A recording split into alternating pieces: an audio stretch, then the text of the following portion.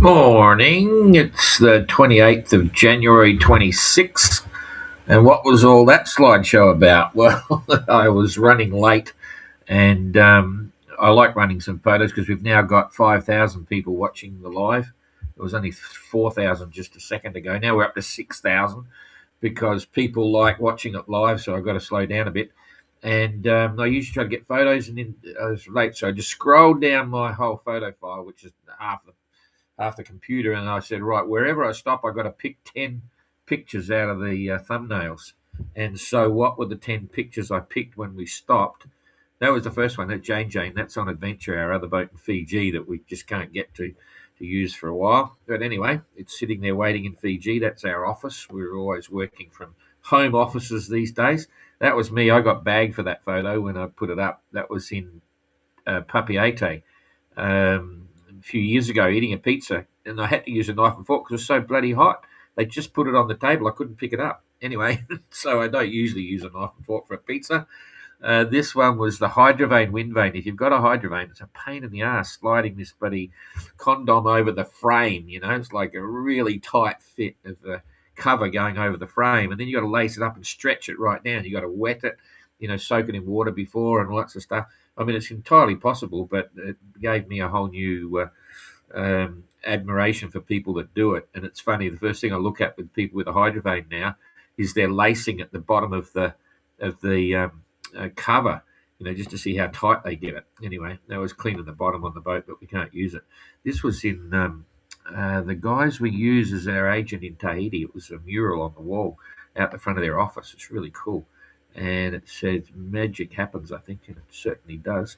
And these pictures are really funny, all very interesting stuff. Anytime someone asks me a question that I don't have the answer for, I just tell them to go to YouTube or Google, and there's usually an instruction manual for YouTube on everything. And these pictures is funny. They go back many years when I was trying to give Ada, I think a lot of people know Ada, some advice on learning to sail. And I had these pictures and sent them to her. And since then, she's sailing more often. She just went across the Atlantic and so on, and having a bit of fun. But anyway, these were just pictures I grabbed to send to her on to start thinking about names of bits of boats. But yeah, the web is amazing. AI is going to change it all. And in fact, I had another test while we were waiting, and we're nearly ready to go with the tracker. I got hammered because of a post I put on my personal, private, I can put and say whatever I want, Facebook page. When I say hammered, we got hacked big time. It wasn't a rap across the knuckles from Facebook. It was a hack. Someone that didn't like what I said. Anyway, and that's had some impacts. It's still ongoing. I ran a test on my page again last night. It was so funny. Anyway, got zero response from the post I put on. Anyway, so the algorithms are funny, and now Facebook becomes like a news source. It's amazing. You never see what your friends are doing unless you actually go looking for your friends and put a like on something, and then you start to get something off their feed. It's really just like crazy, a huge amount of advertising and stuff like that. But we use Facebook, and here we are. Facebook is a medium that it's our front line to a degree. Yes, it's for old people. Instagram's where the young people go, all that sort of stuff. But the reality is, for us and for me, using Facebook is very easy, and we link it simultaneously to YouTube, which is cool, and it works. Everyone in the world's a journalist now. You can do your own stuff. So all kind of fun. Anyway, we got people here. Let's get onto the tracker and say g'day. We had a glitch in the tracker yesterday. Quite a few people saw it pretty quickly and started bombing me with messages, which is really good because I didn't see it actually. So hang on a sec. You're on the tracker. Now I'm on the tracker. I wonder if it'll show up here with the snail trail. No, it's completely hasn't even shown up. It's that much of a glitch. But anyway, it's running straightforward. To give you an idea what happened, Dan was cruising along very nicely, and then all of a sudden he took off at 83 knots and went way out here to the northwest. And of course, it wasn't real because the boat can't do 83 knots. But I missed it. It was about an hour and a half later. I saw a message on Facebook MGR Facebook actually, and then I had some private messages from Christine and a few others on my private Facebook page. But I was busy doing emails, and so Dan went backwards really quickly. So, but he was fine. Everything, the system worked. We got a message to him. He came back, and he'd actually seen it. I think, yeah, he'd seen it because he was trying to force a manual position where you press a button on the YB3 to see if he could reboot it and get it back. So Dan was onto it probably before anyone else. The wonders of Starlink. Anyway, here we are. Look at all that. Beers and burgers coming up very soon for the fleet when they get into Recife. Recife, all the guys are there waiting. Looking forward to meeting the crews. So that's kind of cool. I'm a little bit big. We can't see down the back. We are on day 338, 20 hours, 41 minutes. How's the guys and girls that got around the bloody world in 40 days? That's nuts. The girls just did it as well. So that's all pretty impressive. Actually, before I get into Josh, I just noticed on the Cape de Rio, I follow the Cape de Rio a little bit. It's all sort of finished now, but there's a girl turned up, a young girl. She was all a big hoo-ha. I saw her arrive. There was people on the boat, and I just thought it was another boat. But I think she was a single-hander. I didn't realise they had single-handers there. So what had obviously happened was she'd arrived, but there was other people on the boat helping her tie up alongside. So I'll have to have a look. But young girl, don't know her name. Boat looks pretty cool. It looks like it's about a 32-footer or something. Looks like a chine plywood boat, maybe from years back. I'm not sure. I know nothing about it, other than the fact that I saw she had 400 likes and this, that, and the other. Huh? And then it's because she's, I think she sailed it single-handed, which is pretty cool. So she only looks young. I don't know. She's probably 45. I can't tell these days, but no disrespect to her. She's probably about 22 or something, 23, or I don't know. That's cool. Anyway, Josh doing 3.8 knots and 90-mile day, slowing down under 100. Ooh, jeepers. That's a psychological barrier. Ooh, Ayrton's on top of someone there. He just sent me a message. I haven't opened it yet because I'm holding the phone on a freeze frame for a post that Renault put up, one of the nice ones. I'm going to have to hold it on the screen because I didn't do it. Ayrton's boring down on someone here, and very close. So Ayrton is 4.4 knots, did 101-mile day, and Jasmine 3.6 knots, or maybe he's got a film off Jasmine. 3.6 knots and 94 miles a day. So Ayrton's catching up big time, and I'll just show you how close they are. Put that there and there. Build this up, and let's see. Oh, no, mile or so. I'll go bow to bow. Bow to Ayrton. Bow. They're 2 miles behind. Woohoo, that's a bit of fun. So, and this was at 8 o'clock, so it's a bit far away yet, but Ayrton will obviously get some film there when it's happening. And Ayrton's doing the 4 knots. Jasmine's doing 3.6, so give it another 4 or 5 hours and he'll be right alongside. So that's a bit of fun. Get rid of that. Come back here. Both of them, yeah, just, I was going to say both under 100 miles, but Ayrton's just still on it. Eric, 103 miles, so 2 miles away from Ayrton, but still slowing down, 3.6 knots now. And Kerry doing 4.6, it's not too bad, 111, so he's still putting on a bit of pressure. You can see this wobble on the course as he's sailing, I'd say, I don't know whether he's jibing downwind, but he's obviously wobbling a bit to keep the breeze in a manageable format. They're all hand steering quite a lot. When it's dead behind, it's hard for the wind vanes to keep everything happening. And so it appears to me that they're lacking sleep because they're doing a lot of hand steering. Oh, there's Dan's course here. Look at that. Okay. So Dan, you can see there, he was coming along, boom, got to here, and then he shot straight back there in 4 hours, which put him at 83 knots. That was a ping. And that might be where he did his manual, sort of position update. It didn't work because it came across here. So when we found out, that's where we got to see him there. And so we immediately sent him a message. He came back and said, yeah, he's trying to sort it or check it. And we sent a message to YB, and then boom, they came back here. So don't worry, he didn't lose time. That was a glitch. He kept sailing, and that's where he kept going there. So all kind of fun. Adam, 4.7 knots, 114 nautical miles. Adam, you probably saw what we put up. He gave a review of his positions, but that was a complete new video. The first one he did, he was sitting in the companionway with the camera down below, shooting past him out with the view out through the cockpit, and it was really cool. I really liked it. Anyway, I made a comment here on yesterday's thing. I said, "Oh bugger, he's got a thing, but it stopped. I think he lost the footage. The camera turned off or something."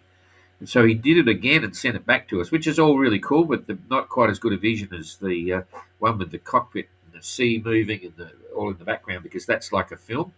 When you do it with a static background, it's like talking heads again. We get a lot of talking heads, but it was really good to get it, Adam. So thanks for that, and your take on the course, which is very exotic. I never counted them up, but it was 18 stopovers or something in exotic places around the world. It sounds good when you put it together like that. It's the Grand Tour, which is really pretty crazy when you stop and think about it. Anyway, Christian, 4.9 knots and 119 mile day. That's pretty good. Adam, 114. So Christian's got 5 miles in front of him. 4.7, 4.9. So Adam, Christian is 2 knots faster. Jacob doing 5.2, 127 mile day. That's not bad. 127, cheapest. He's nearly 12 miles faster, half a knot faster than Christian. But even there, when I look at the screen here, I'm seeing there's a big band going right through the middle here of blue, right? There's a big band of blue, and Jacob's up here in solid green. So there are obviously patches around the place that have got more wind. Not that Jacob's slow. He's obviously sailing fast, but I would say he's possibly got a bit more breeze. Doing 5.2 right now, 127 miles there. 123 for Pilo. Ooh, you took out pretty... I'm going to work out 3 from 7. 3, 4, 5, 6, 7. 4 miles. Okay? So Pila's lost 4 miles to Jacob, and he's got a little bit to catch up. That's probably about... hang on, I can do it from distance to the finish. Distance to the finish, he's on 82 for Jacob. 82, 72, 10 miles. So you're 10 miles behind Jacob. So if you keep that up, you got 4 miles there. So it's going to take you another couple of days, and you might catch her. So good luck with that. And Dan looks like he's lost a bit of ground there. Let's see. 125 mile day, 5 knots, doing 5 knots, 125, 5.2 and 124. That's not too bad. He got a mile, so he got actually a bit closer. So, and the gap there is 49 for Renault, and 49 and 92. Is that right? I didn't think it was that far. 249 and 292. Yeah, 50, 60, 70, 80, 90, 40, 43 miles or something. Something like that. Just thought it was a quick grab, don't quote me. But yeah, 50 miles. So that's nearly half a day, because they're going to slow up by the time they get to the finish. And that's the difference of timelines. 50 miles if you're doing, 10 knots is only 5 miles. But if you're doing, sort of 5 knots, it's a lot more. Sorry, no, oh God, it's too early in the morning. 50 miles at 10 knots is 5 hours, so it'd only be 5 hours behind, but 50 miles at 5 knots is going to be 10 hours behind, right? So it depends on the closing rate. I'm not expecting Renault to be doing 10 knots, but that's just to show you, as you slow down, the mileage distance ramifications for your finishing time is very relevant. It's the only time it comes into effect, because if you're at sea in that 50 miles, if the weather is all the same all around you, your relative position doesn't change. Okay, and if you're both doing 10 knots to close the finish, it's only 5 hours. But if you're going slow and you're both going slow, then it is a bigger disadvantage only at the time you finish, because if you're going slow out in the ocean, the relative position stays the same, but your boat speed picks up the same time speed. I hope you understand what I'm saying there. But it is expected to be a slow finish. So let's have a look here. Geez, they're getting close, and I still haven't changed the finish line. And all indications are that we may not, because it's not supposed to be a busy port that's going to have an impact on the boat's finishing. So anyway, today's the day to decide on all of that. So here goes. We're looking at the weather, so I'm coming back here. There's Josh and everyone. It's not far to go, so it's 249, so it's only 2 days. So today's 28, 29, 30. Yep, they're going to get in by the end of the month. That's cool. They'll slow up a bit, but they'll probably get in on the 31st, because it is softer already up front. And I'm going to do 3 hours ahead. We're now bouncing 3 hours to see what happens at the front there. Oh, it's not too bad. A bit of puff has come back again. Yep, there's a bit of a puff there. It's a bit in and out, certainly drifting towards the finish line, close in, like the last 5 miles or something. But there's generally not too bad. It is going soft. Let's just blow that up. We might get a better indication. I should check this on windy. Windy is actually a little bit whitey. Oh, you can see there's nothing. In fact, I will tomorrow. I'll pull it up on windy and I'll tell you how much wind is in there. But it looks like the last, if we go here, and give you an idea of the distance back from about there, the last 30 miles, they're going to slow right down. This is the heat effect on the land, possibly. In fact, I'm not sure of the terrain here, how mountainous it is. I haven't had a good close-in look there, but I'd say it's more got to do with the heat of the land, because it's quite warm there. If we, you might see a temperature gradient, actually. Let's have a look here. See if we can see it get darker red temperature. It's a bit hard to pick. Maybe if we go there. Yeah, you can actually see. Oh, I can anyway. Can you see that? It's a little bit darker as you get closer. It's getting a little bit more orange than what is there. And the currents, there's a little bit, but not a big deal. And the clouds, just to see if they're having a good time. Yep, blue sky. So that's pretty cool. Nice sunsets. They're getting the tropical sunsets again, which I'm about to show you. So anyway, that's about it. You can see if Renault's in on the 31st, the others are in over the next 3 to 4 days. So we come back here, come back there. Now, I'll see if it saved it. Hold your breath, because there's a very... bugger it. Lost it. Renault did a really good video finish. Beautiful music, one of my favourite tunes. The A7 and A5, wing and wing. Sun going down, all the usual stuff, but it's very cool. And I thought, he's getting philosophical. Not only that, Renault's camera is bloody hopeless some of the time. I think he's using his phone, but he's always got this shake. I don't know whether it's him holding the camera or whether it's in the camera, but this time it's beautiful. The vision is great, very clear, camera's steady. It's really cool. I sort of saved it, but it's lost it over the time there. So anyway. Rightio, so come to the Entrant reports. I think there's a couple here. And I've got a message here from Merton I saw coming, but I can't see it there now, unless it's an Entrant update. Yeah. Fuck me. Oops, sorry, I didn't say that. You'll laugh in a minute when I give you the Entrant report. We got one from, Renault was yesterday. Renault was the last one. How come that was on the day before? Yeah. Eric's was at 9:43, which you wouldn't have yet. Okay, update. Tuesday, 27th from Eric. Better sea state today. Last night managed to have some sleep. Sun is still very hot during the day. We're making good progress at the moment. All is well on Sunbear. Looking forward to receive. Cheers, Eric. That's cool.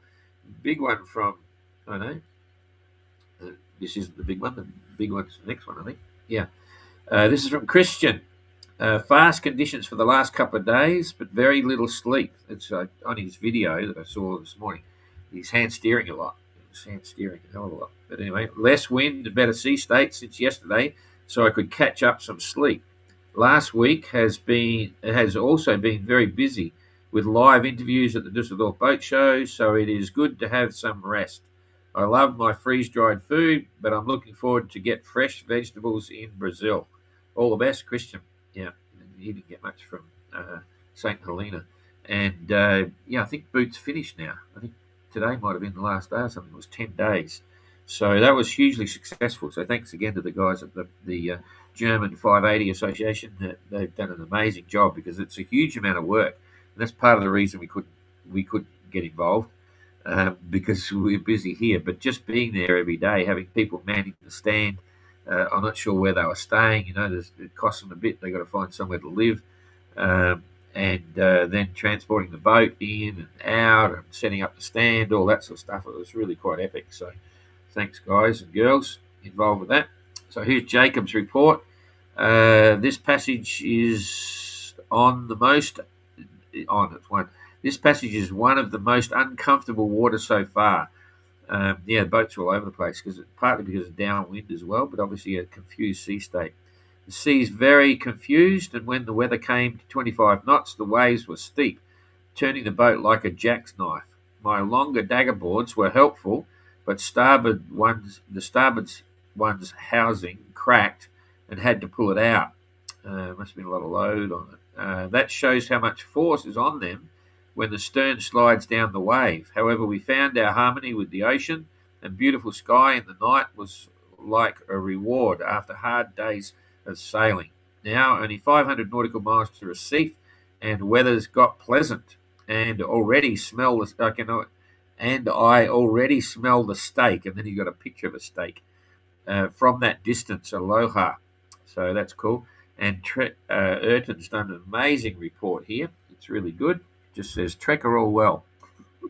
Thanks, Erton. I won't ask you to call because people get sick of seeing you. Anyway, that's all good. We'll see what's going on here with the comments. Okay, look at that. Jeepers, we got only 2 comments. That's what you call trade wind sailing. We got a few people watching, but only 2 comments. So that's all I can see anyway.